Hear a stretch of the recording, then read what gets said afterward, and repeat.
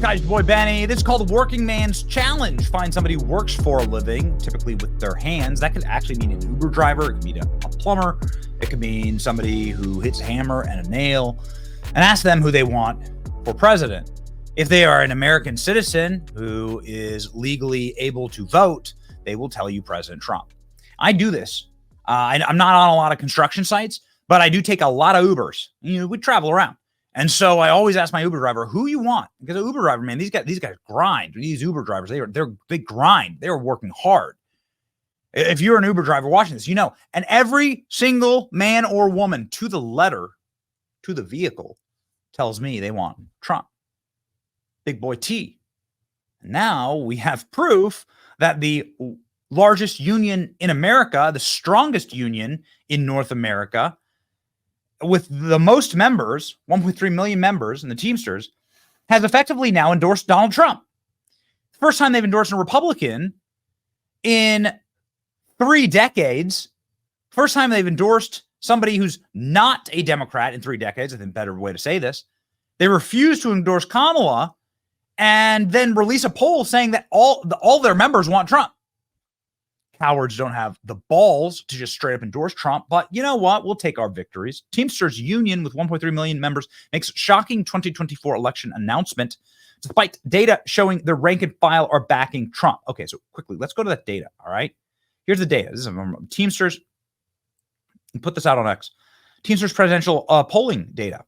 For the past year, the Teamsters Union has pledged to conduct the most inclusive and democratic, transparent presidential endorsement process in the history of our 120-year-old organization. We're delivering on those promises, said the president, Sean O'Brien, who spoke to the RNC. Our members are the union, and the voice of their opinions matter in the forefront, and it will be driven by our diverse membership. Teamsters have not yet endorsed a candidate for U.S. president. The union's general executive board expects an announcement decision on Wednesday. So here's what they found. They found that the Teamsters wanted Biden. Okay. They do not want Harris. All right. So they did the switcheroo. In fact, 2-1, they don't want Harris. They really don't want Harris on phone polls and mail polls. So these are based on a electronic member poll and based on a research phone poll. Look at that.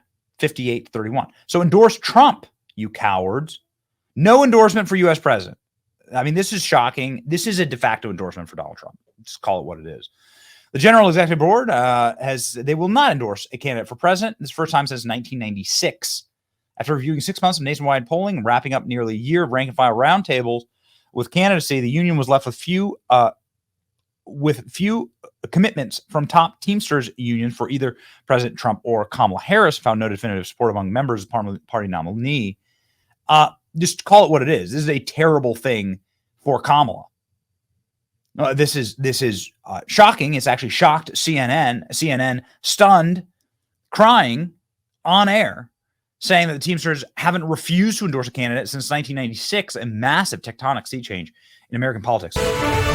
We're breaking news. The Teamsters Union will not endorse either candidate in this year's presidential race. Unions, a critical part, of course, of President Biden's winning coalition 4 years ago. But this year, the Teamsters president spoke at the Republican National Convention, putting support in doubt. The union represents 1.6 million workers and retirees. Let's talk about it with CNN's Kayla Tausche. Kayla, this is something that hasn't happened in decades.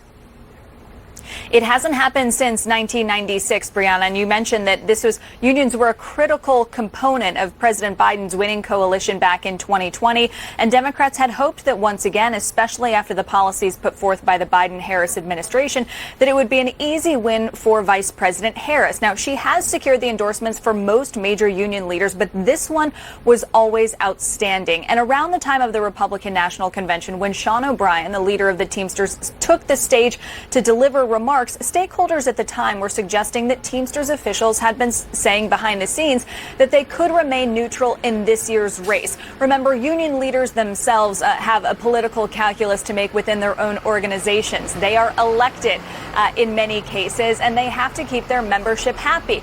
And in many of these cases, they've waited until their own internal polls showed exactly how their rank and file members felt before they came out with their endorsement. And many of those polls were conducted in recent months. The Teamsters poll, which was conducted over the course of 6 months with sort of a fast track in the last month when Harris became the candidate, showed overwhelming support for former President Trump in many cases. But in the statement that the Teamsters put out just a few moments ago, they nodded to specific proposals that they were unable to clinch with either candidate as the reason for remaining neutral. Sean O'Brien, who's the president of the Teamsters, saying, unfortunately, neither major candidate was able to make serious commitments to our union to ensure the interests of working people are always put before big business. He goes on to say, we sought commitments from both Trump and Harris not to interfere in critical union campaigns or core Teamsters industries and to honor our members' right to strike, but were unable to secure those pledges. Now, to many following this situation, it's not necessarily a surprise given that this position had been more or less telegraphed for the last few months,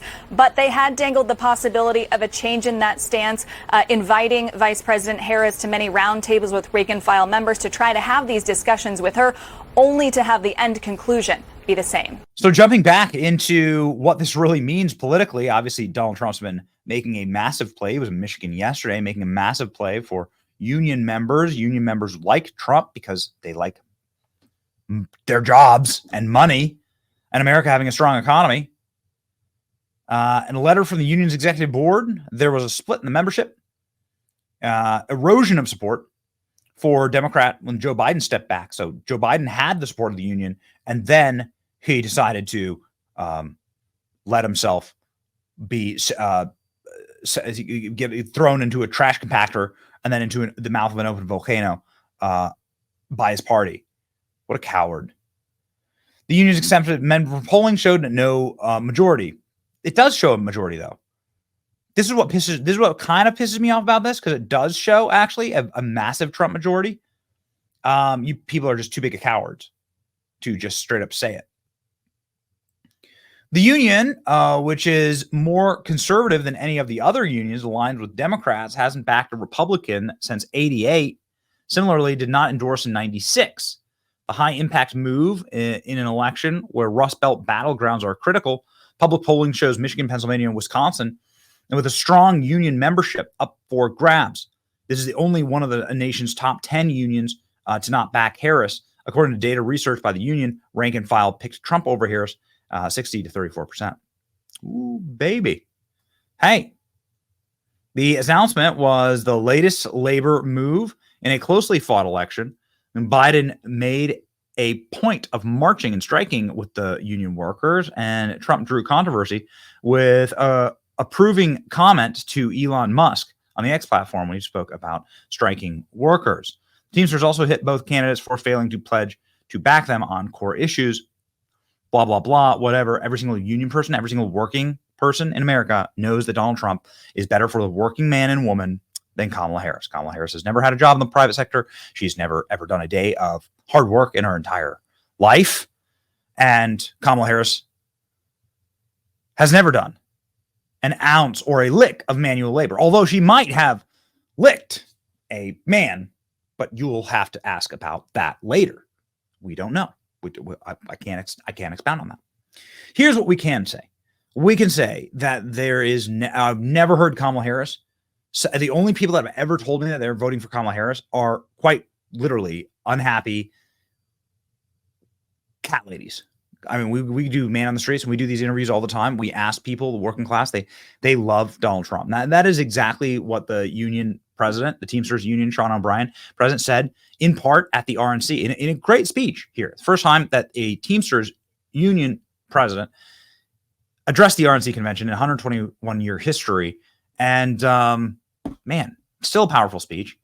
The tides are changing. It's never been an election like this. And we're seeing sort of the remaking of the Republican Party as a populist party of the working class. And I love it. Here we go. Think about this. Think about this. The Teamsters are doing something correct. if the extremes in both parties think I shouldn't be on this stage.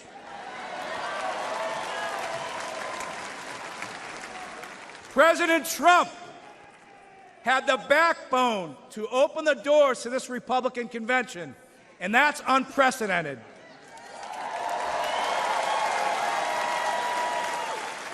No other nominee in the race would have invited the Teamsters into this arena.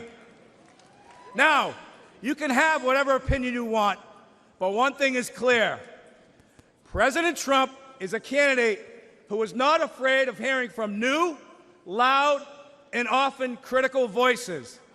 And I think we all can agree, whether people like him or they don't like him, in light of what happened to him on Saturday, he has proven to be one tough SOB.